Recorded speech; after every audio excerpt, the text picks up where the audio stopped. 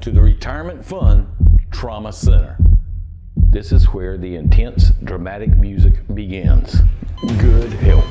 What could possibly be more important than good health? We will do anything just to stay healthy. When things go wrong, we find ourselves at trauma centers. Well, what about your financial health? It's like your mother told you a long time ago, an ounce of prevention is worth a pound of cure. Well, the same thing applies to your finances. Just an ounce of prevention, a change here or there, can keep you from the Retirement Fund Trauma Center. And believe me, you don't want to find yourself here. Sometimes, no matter how hard we try, no matter what we do, we can't win them all. And when that happens, someone is going to experience the bounce, the bad news bounce. We tried everything. We used infusions. We used injections. I cut, I sliced. I did what I could do. I'm sorry. You're broke.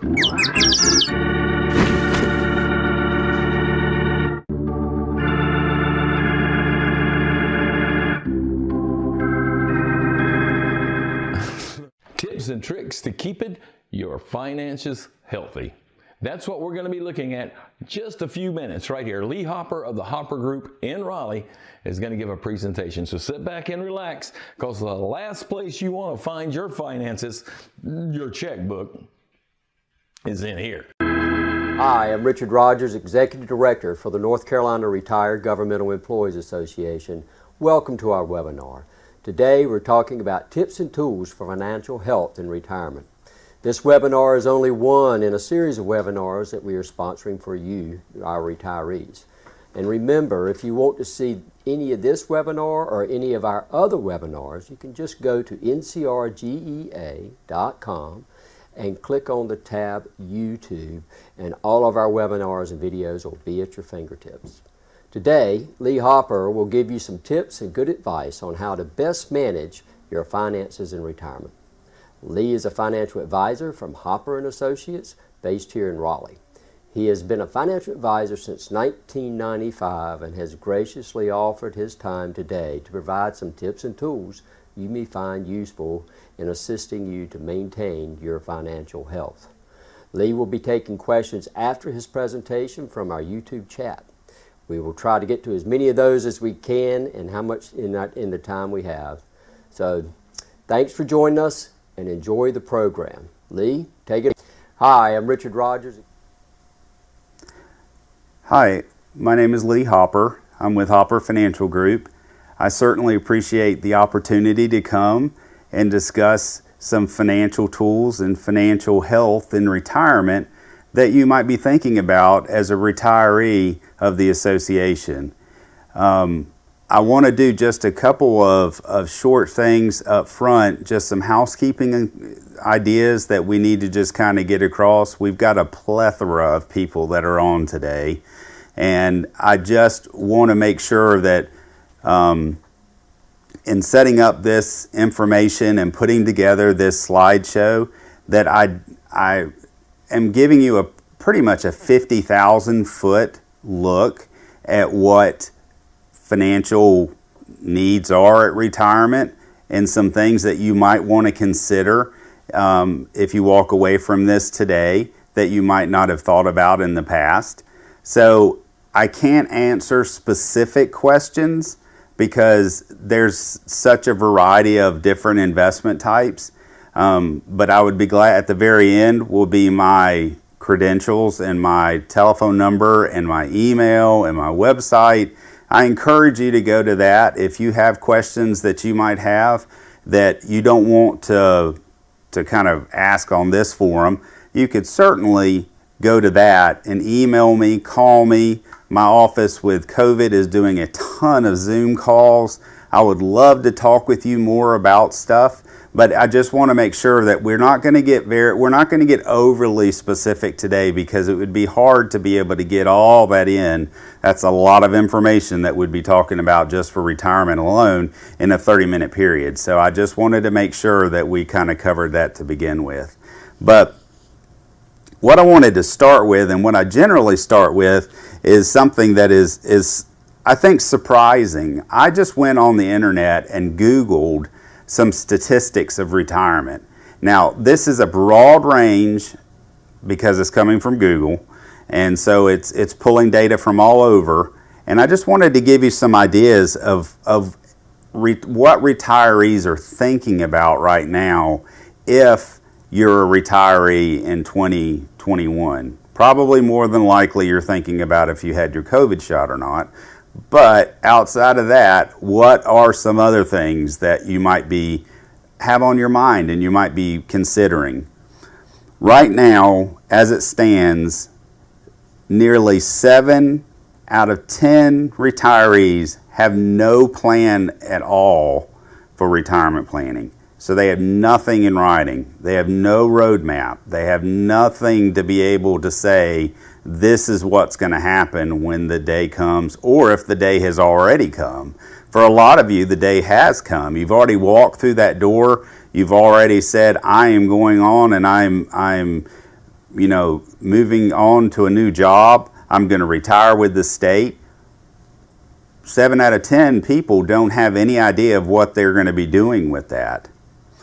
Second is, which surprised me, 3 out of 4 people are working once they start taking Social Security. That's very, very surprising to me. Now, a majority of the individuals that are with the State Retirees Association is getting their defined benefit payment each month, but they're also having to get their Social Security on top of it and getting another job to be able to make it. And that kind of is a little hard to swallow sometimes, because you've worked very, very hard for what you have got in your position as being retired. It's hard to fathom that you would then retire and then have to go find other work to supplement your retirement. So that, I thought, was a very, very interesting statistic. Another one that blew my mind: the average American feels that they need $1.9 million for retirement. I don't run into that very often and don't see that very often, but that somehow is a number that they have often thought about and seem to think that that's what they need at retirement. Retirement is more of what you plan on doing and how it fits in with your budget and what you plan on being able to do once you get to that period of time. Now, with our discussion today, we're going to hit on 4 different areas. We're going to hit on post-retirement, we're going to hit on estate planning, we're going to touch on Roth versus IRAs, and some different tools of the web that might be a good research tool for you if you've got some questions as well. Now, this is one, I grew up with Mr. Rogers. This is one of my favorite quotes from Mr. Rogers. It's ironic, whenever I put this quote up and I was showing my wife, she was like, "Who's Fred Rogers?" She's not that much younger than I am, but I was just like, Fred Rogers, that's Mr. Rogers. But it says, as you can read there, it says, often when you think you're at the end of something, you're at the beginning of something else. I think that sums up retirement right there. You've walked through that door and now you've got a whole new area of being able to figure out, what are you going to do next? What's going to happen next? Because as we see it and as we analyze longevity of our lives right now, people are actually living longer retired than they did when they worked. And that's surprising a lot of people, but it's just the reality of the way we are. If medicine is improved, families have longer longevity, which usually dictates that we, as siblings of those families, will live longer. So that's something that you need to be thinking about and considering. Now, in the post-65 retirement area, some hot topics that are out there we hit on retirement statistics already. That's something that I think is key that we've just we've talked about. Again, I Googled all my information, so you can see that there's some things out there that people really believe that are important to them when they get ready to retire. Second, I can't stress this enough, is a budget when you get ready to retire. When people come in and see me and they're thinking about retirement, it's the first question I ask them: have you tracked your income and your expenses? Now, a lot of people just recoil at that and think, oh no, I don't want to do that. But it's something that is important, because if you don't know what you're bringing in versus what you're spending, how on earth are you going to be able to do that when you get ready to retire? So I think that that is absolutely key. And there's a program on here that I've mentioned, Quicken. Great budget application program where you can track it. Also downloads from your bank account and gives you an idea of where you're really spending your money, because you might be surprised at how much really you're spending on your telephone bill, on your cellular bill, on your car bill, when you start seeing it in numbers and you start tracking those numbers. And I think this is important no matter where you're at. If you're just getting ready to retire, if you've already retired, if you've been in retirement, I think it's so important to be able to get that budget, understand where you're spending your money, and then be able to go from there as to how things should work in your situation. Oh, and one other area, if sometimes people are very reluctant to use the computer.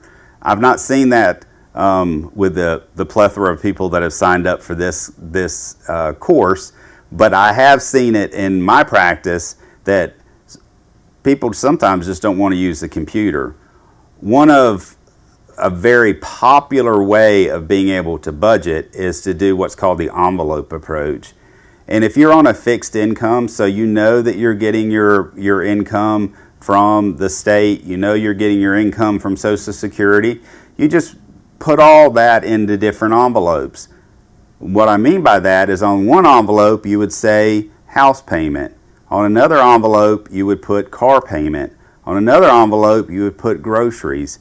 And you would just list out all the major expenses that you have. So when you get ready to go, let's say the entertainment one, that's a real hot topic of how much you spend on entertainment.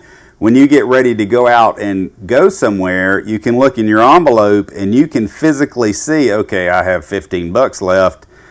I might be going to the movies instead of going somewhere else. That gives you a way to understand how to keep track and how to live on a budget once you've got that established. Quicken is great. The envelope is just kind of an even more practical way that you can be able to see things and do things.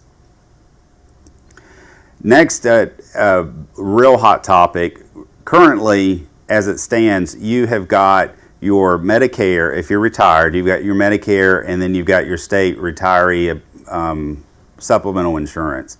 As it stands today, and I'm going to say that a lot, as it stands today, those two things are in place. They did switch over this year to the Humana plan. So those both, with what you can use in the marketplace, is definitely adequate and great for your supplemental insurance. You would be able to use those on a regular basis and save some money in doing that, because if not, you have to look at some other type of supplemental insurance, and that could be much more costly for you. Now, Estate Planning 101 is something that is based off of current tax laws. Right now, our federal government is spending lots of money, lots and lots and lots of money. At some point, they're going to have to be able to start paying some of that back. We cannot maintain the level of spending that we've got for a long period of time. Now, it might be generational before it happens, so it might be my children's generation or their children's generation, but the debt is climbing and climbing and climbing here in the United States. And one way that they are looking at possibly changing things in taxation is through estate planning. Now, what I want to hit on is just kind of the basics of estate planning. Right now, usually when you mention the word estate, and people just kind of are like, oh boy, estate planning is not what I'm as interested in. I don't want to talk about that. Estate planning can be done very inexpensively and can help tremendously for those that are your survivors. So what I think is very important is to make sure that you've got, first, an up-to-date will, and generally an attorney will do that for you. I believe state employees, the credit union will also do an up-to-date will for you for a very nominal fee. That will start the ball rolling from an estate planning standpoint. You want to get your will up to date. I was joking here earlier that my wife, she is destined to go with, I think, a neighbor that has passed away once my in-laws die. So that is not something that you want to, I don't even want to go there, because that obviously wouldn't work in our situation because I need her as a mom. But that is something that you want to make sure that you've got up-to-date wills. Next is a healthcare power of attorney. Healthcare power of attorney, all that says is that is giving you or giving someone the directive if something happens to you and you're not able to make those decisions for you. So you're incapacitated and you want somebody to be able to make those decisions. Generally, it's a spouse. If you're widowed, it could be a child, it could be a cousin, it could be whoever you want to put in charge of your situation from a medical standpoint. Now next, the advance directive, that is basically saying what you want done at the time that it looks, you're in a vegetative state. What would you like done? Do you want to be kept on a respirator? Do you want to be revived by CPR if your heart were to stop? It gives you the ability to be able to decide what to do if something were to happen in that situation to you. So it's not left up to a person to decide on, because that's a hard decision, especially if you've got parents still alive. If you've got to make that decision of when do they, obviously stop CPR and all that, it makes it pretty hard. So this would give the person that's filling out the advance directive the ability to be able to, for sure, get and ask and do what they want done if they're in that situation. Next, which is very, very important, is to confirm all your current beneficiaries on your account. That is key. You want to make sure that you have got all your beneficiaries in line with the way that you want them to be taken care of. Beneficiaries skirt around probate, so you don't have to probate those type of accounts that you can attach a beneficiary to. But you want to make sure, if you've got old IRAs, if you've got old 401ks, you've got old life insurance policies, you'd be surprised how many people will find life insurance policies that are 50 years old in their parents' lock boxes that they've never changed the beneficiaries on. You want to make sure that that stuff is current and up to date, because that is so key to being able to make sure that you have done your part and they've done their part for the beneficiaries on the account. Now, talking about probate, if you have somebody that has passed away and their account does not have a beneficiary designation, probate cost right now is 0.40% up to a maximum of $6,000.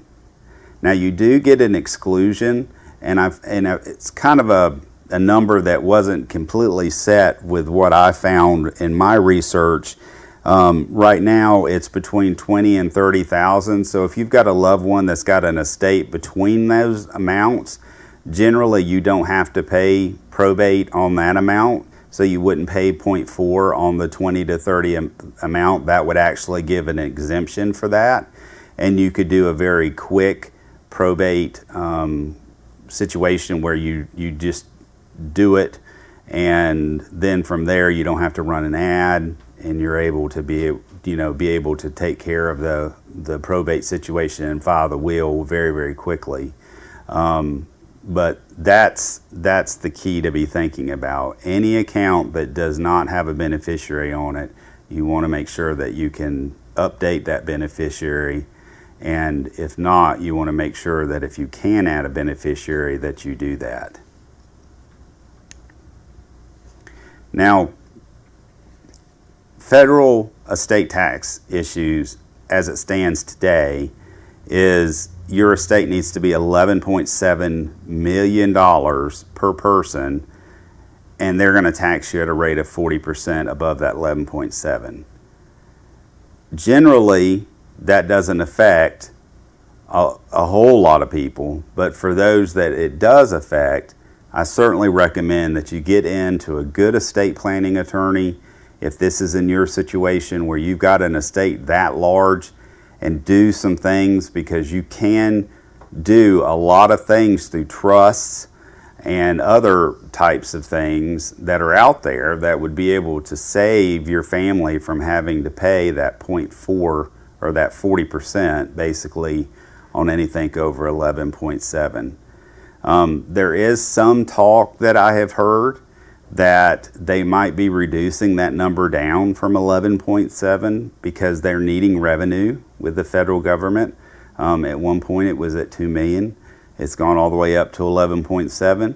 I don't really know, but as of today, it's at 11.7. Again, we're getting into a situation where we're needing more and more money, and that would be one area that they would reduce to catch more, to not catch, but to be able to bring in more revenue from the estate side. Lastly is account registrations. You can do simple estate planning situations and tools just by changing your individual account situations. If you've got a joint account, so you've got a husband and wife on your checking account, that skirts around probate because you've got two people linked to that account. If you've got an account, you're widowed and you have an account, you could put what's called a transfer on death designation, where you add a beneficiary to that, and you would do that at the bank. That skirts around probate because you've put a beneficiary on it. It doesn't change ownership. It doesn't change anything that the account already has. It's just basically putting a beneficiary, so when you pass away, then it would be able to go to that specific person. And that's key. Again, anything you can attach a beneficiary to in your lives, you want to do that, because that saves you on that probate cost. And granted, it's 0.4%, but $6,000 is $6,000 that your estate would not have to pay just by doing these very simple things.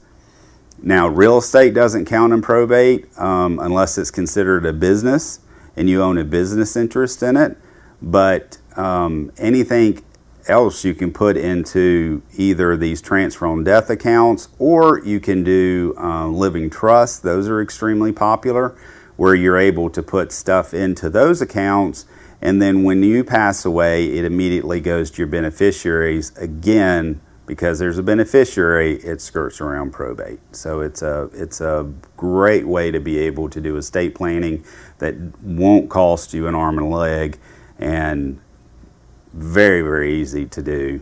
And most banks are very familiar with it, and I would say most brokerage firms and all that are familiar with it as well. All right, understanding IRAs versus Roth IRAs. Really, the biggest thing about a IRA versus a Roth IRA is, do you have earned income? If you've got earned income, you can then do a Roth IRA. So if you've got a job you're retired and you've got a job that you're doing on the side and you want to set some money aside into a Roth, you can do that. Now the biggest difference between an IRA and a Roth IRA is the taxation of the money.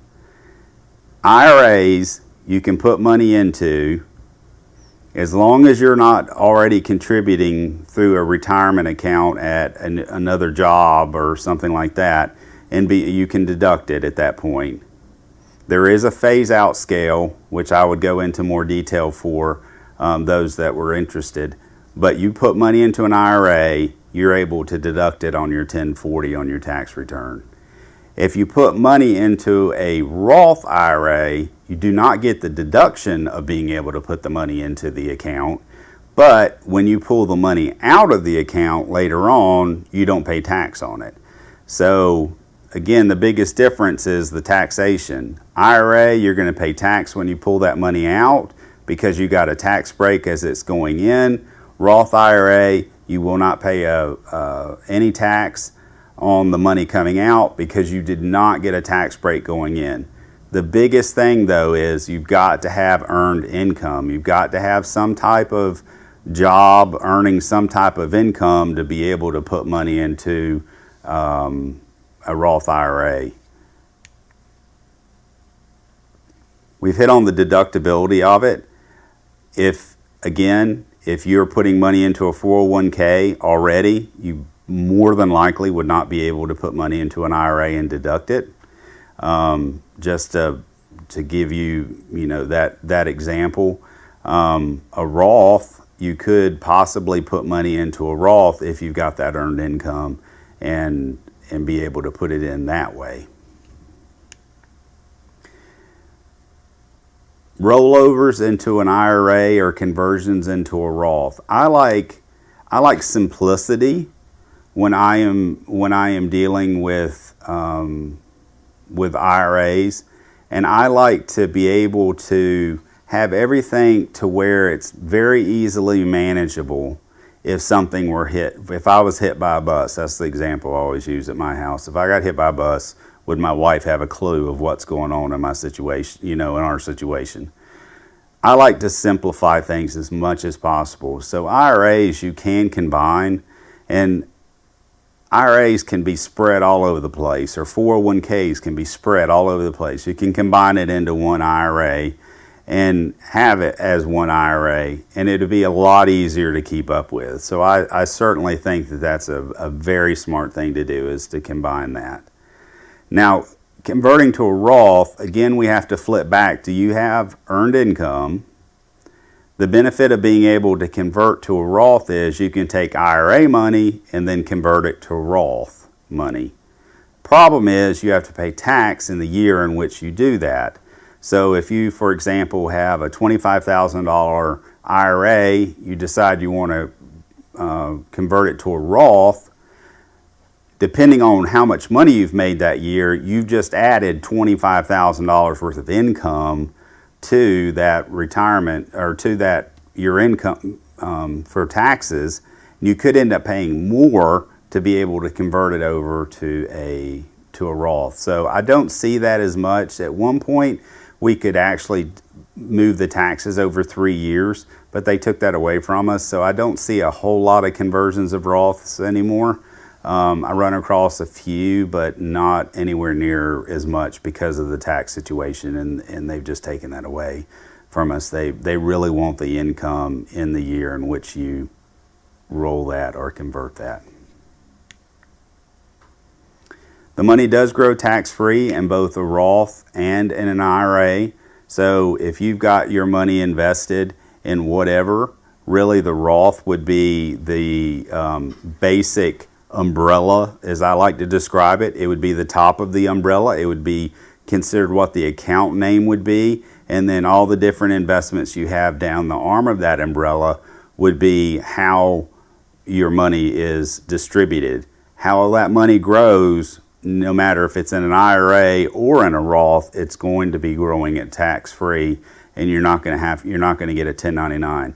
The only time you get a 1099 on an IRA is if you pull it out and then they tax you. If you're post-retirement and you're post-59 and a half, then you only have to pay federal and state taxes on it. If you're pre-59, then you have to pay what's called an early withdrawal tax on that. So just keep that in mind. Something that's new that just came out last year with COVID, our required minimum distribution for my career over the 25-year span that I've been doing this since college has always been 70 and a half. Basically what that is that's when the government would step in and say, all these years you've had chance to be able to set money aside and not be taxed on it. Now, at 70 and a half, you're going to be taxed. The difference is with the CARES Act, it bumped us up to 72 now. So we've got a couple more years in there that we didn't have before. But at 72, the government steps in and they put your value of all your IRAs into an equation, and then they say this is how much you need to pull out in this particular year.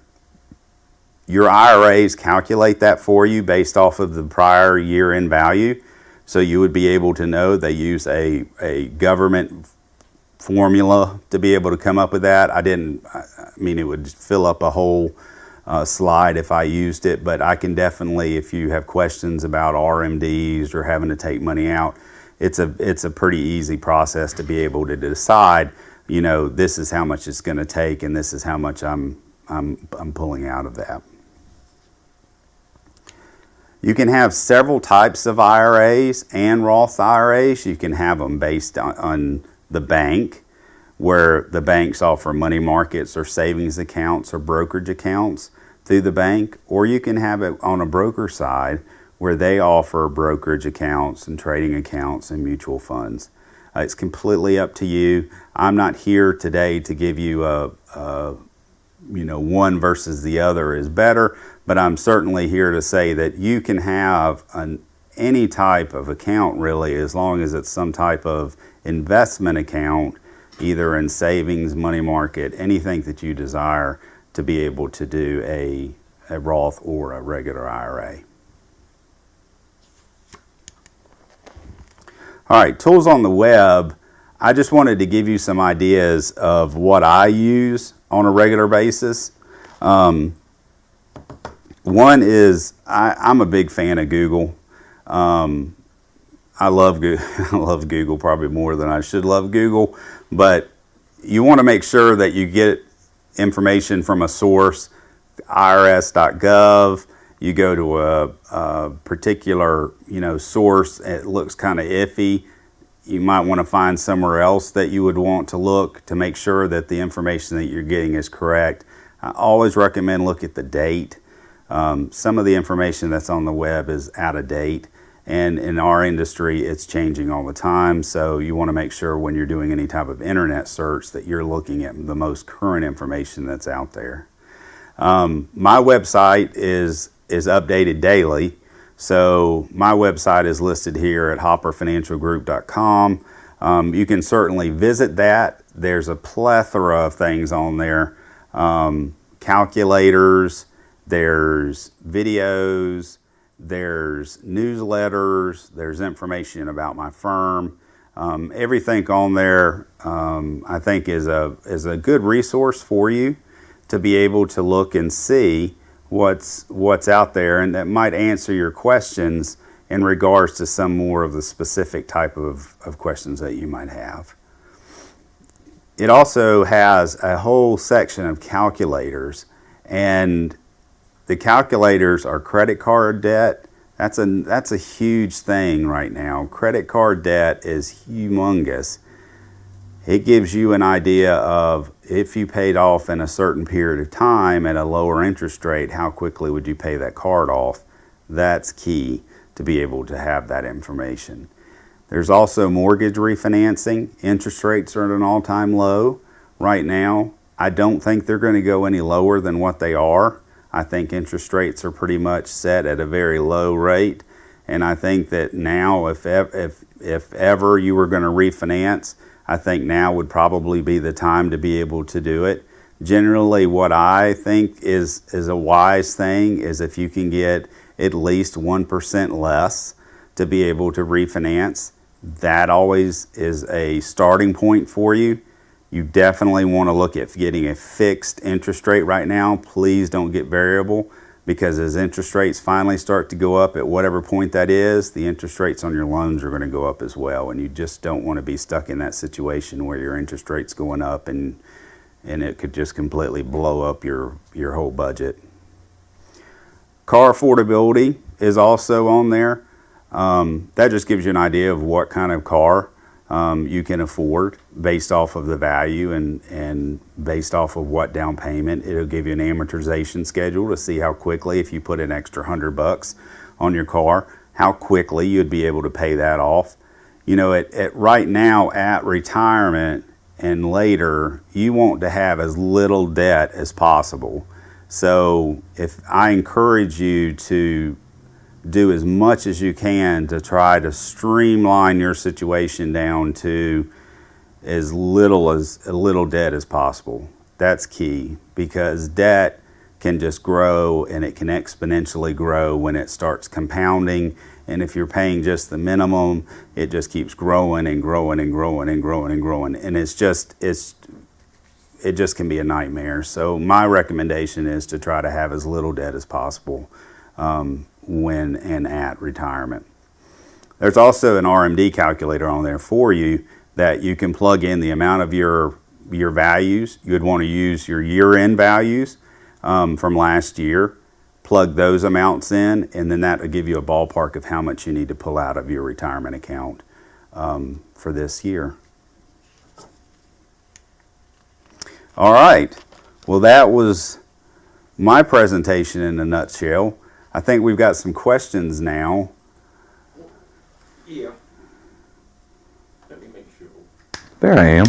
Yeah, we're going to go over to the chat, and we just someone wanted to know the advantages or disadvantages, and you've already gotten into this about the Roth programs, how you pay taxes with Roth. How are they taxed on a Roth? Roths are, as long as you keep a Roth for 5 years, you're not taxed on the money that you pull out of it if you're prior to 59 and a half. So if you have a Roth, you put $5,000 into your Roth and you keep it 5 years, you can pull that $5,000 out. You just can't pull the earnings that you've made on that $5,000 without being hit with an early withdrawal penalty, which would be 10%.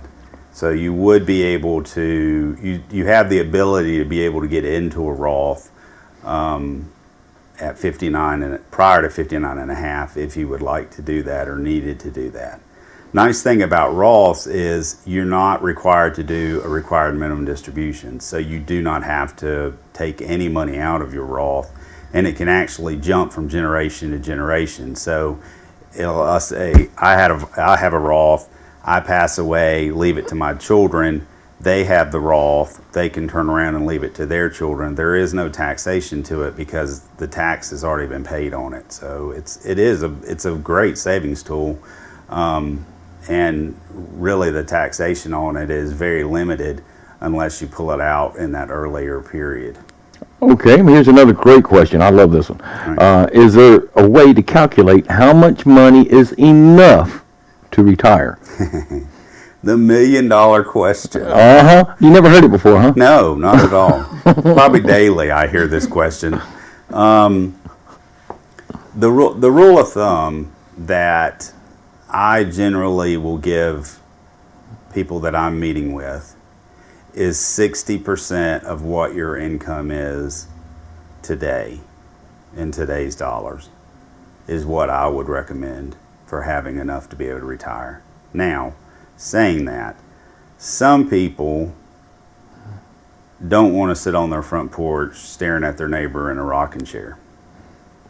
Some people want to get out. Some people want to, well, when we could cruise, pre-COVID, when we were allowed to go and do things, people want to be able to do things when they get ready to retire. So you need to factor all that in. So Whereas 60% might be a good starting point.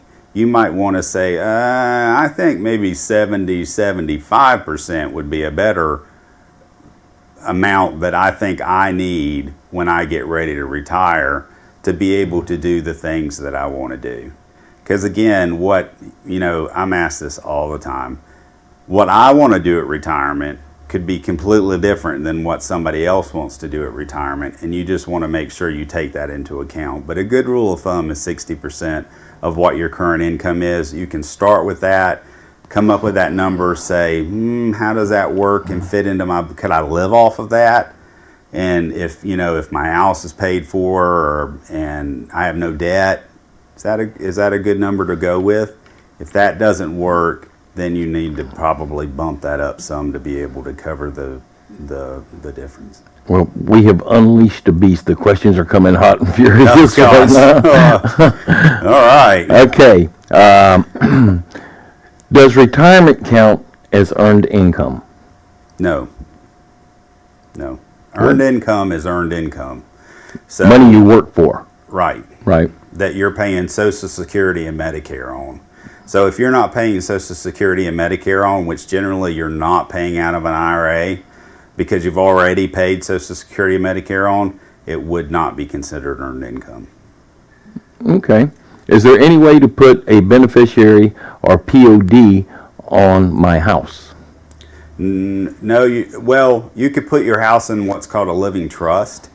Real estate in North Carolina, as of today, is not a requirement of probate, so you do not have to worry about probating your home, and that's your primary home. Now, if you have a secondary home, then you might want to consider having what's called a living trust, and at that point you can move that into your living trust. But an attorney would be able to advise you better on giving you a for sure example or an idea of what you needed to do there. But generally, if you have just one home, real estate doesn't count in probate, so you don't have to probate that. Okay, we got a couple more here. Okay. Nancy says, advantages, disadvantages of setting up trust such as to spread out distribution for several years. Let me think about what you're meaning by distribution. You wouldn't be able to get around RMD, so you would not be able to. And that's another question that we do have. What is RMD? Oh, I'm sorry. It's required minimum distribution. Yeah. That's the one thing about looking at a camera and not looking at faces that usually I get the deer in the headlights, and I know to back up and say required. It's called required minimum distribution, and it's a government term that is the required amount that you have to pull out of your IRA. If you don't pull that amount out, whatever the amount is that you should pull out of your IRA, you get taxed at 50% of that. Motivates a whole lot of seniors to start pulling money out of their IRAs. And it's just, again, the government wanting the tax revenue that they have not had a chance to tax because you've been working all these years. So at 72, that's when that kicks in for RMD. Now, I forgot the first question. The advantages, disadvantages of setting up trust such as to spread out distribution for several years. A trust would allow. Let me think here. It would be hard to. There are so many different types of trust. If you're talking about a living trust, so you're alive for this type of trust, then I don't really know of a way that you would be able to skirt around. Well, you wouldn't really have to pay any payments out of it anyway. I guess the distribution part's kind of confusing me a little bit because I'm not sure what that distribution would be. Mm-hmm. RMD is required minimum distribution is going to pretty much be required no matter where the IRA money is. If you've pulled it out of an IRA, you've paid tax on it, so the RMD then would be a moot point. I'm not sure of a trust situation where you would be able to get out of paying any type of payment. The only thing that comes to mind is if you've got a trust that would be set up after your death, so it would go into like a family trust, and then you could set up distributions about how it's paid out that way. That might be more of what you're maybe talking about. It's basically you pass away, the trust is set up within your will, and then you have a trustee of that will, of a trustee of the trust, and then they're able to dictate based off of what you've put in your will and your trust document how money is to be distributed that way. So that might Okay. answer the question. I'm not sure on that, but that's certainly something. If you want to give me a call, I maybe could get a couple more pieces of information and be able to answer that a little better. And like I said, we've got a lot of questions, so a lot of you may want to go give them your website again so they can go by your website. It's hopperfinancialgroup.com. It's www, and then it's HOPPER, and then financialgroup.com. That's got all of my information on it. We're a family-based financial planning firm, so my dad's information is on it as well. He started our firm. We've been in Raleigh, helping Raleigh for 50 plus years. So we've been around for some time, but that is where you would find all the information about our firm and what we represent and what we do. All right. Can you take one more question? Yes. And there's plenty more. I'm just shooting out of a barrel over here.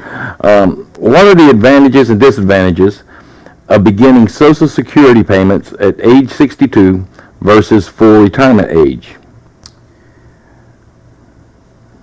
I guess the question that would come to my mind is, are you going to work? If you're not going to work, then I would say take it now at 62. If you're going to work, I would say delay it as long as you can.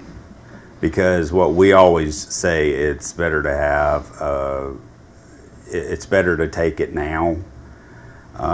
But you don't want to get into a situation where you're receiving your Social Security and working, because you're basically going to just be giving it all back to the government via payroll tax. So I wouldn't recommend that at all. But if you are 62, you're not working, I would go on and start receiving it now, because if you do the math, it's going to take a while for you to be able to recoup the waiting period to get you to 67 or wherever your full retirement is if you start at 62. So even though you're taking a cut in that payment, it's still, assuming that you live that long, that makes more sense to go on and take it early and go on and get that payment right away. Okay. Well, the producer just come in and whispered in my ear, said to take a couple more questions. And by producer, I mean Richard, who is the boss. So, what are the advantages and disadvantages? Oh, I just asked you that one. How about this one? For clarity, if I make a withdrawal from a Roth after 59 and a half, will that withdrawal be considered revenue and must be listed on my income tax? Y'all are asking some great accounting questions. I know, right? I didn't know there was going to be math involved, or I'd have got...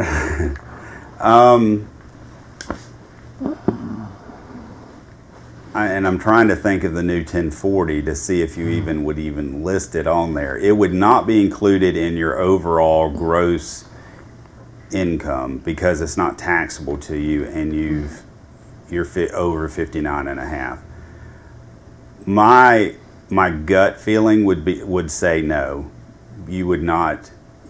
They would send you something in the mail, but you would not be taxed on it. So there's probably somewhere on this new 1040, because our 1040s have changed, and it's a little bit out of my wheelhouse because I don't do accounting, but I think that well, I know that you would not pay tax on the money that you pulled out of a Roth IRA. Even if you had to show it somewhere on your 1040, it still would not be taxable to you. Okay. Will our retirement decrease Social Security due to WEP? What is WEP? I don't know. That's what this is. Well, I tell you, will our retirement decrease Social Security payments due to windfall elimination provision? How's that?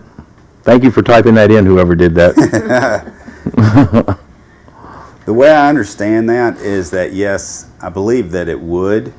I believe that you get a bonus in your Social Security up until you hit Social Security age, and then it falls to match what Social Security is paying you, so you're netting the same amount. I believe that's the way that it works. So to answer your question, yes, it would lower, well, you would still get Social Security, it's just your state would come in line with it, and then it would still net you the same amount. You're not hurt by it, it's just, it's coming from two different directions now. Okay. All right, ladies and gentlemen, thank you for your questions out there, and we do appreciate it. If you have more, please go to the website and email him directly, and Lee will be happy to talk to you. Call him up. He's friendly enough feller. He don't bite too much. Other than that, thank you, sir. It has been very informative, and it's a great presentation. We appreciate it, and we will see you on the next webinar right here from the North Carolina Retired Governmental Employees Association. You guys have a great day. Thank you.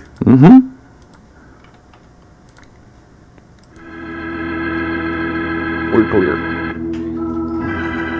All right, is that good? Is that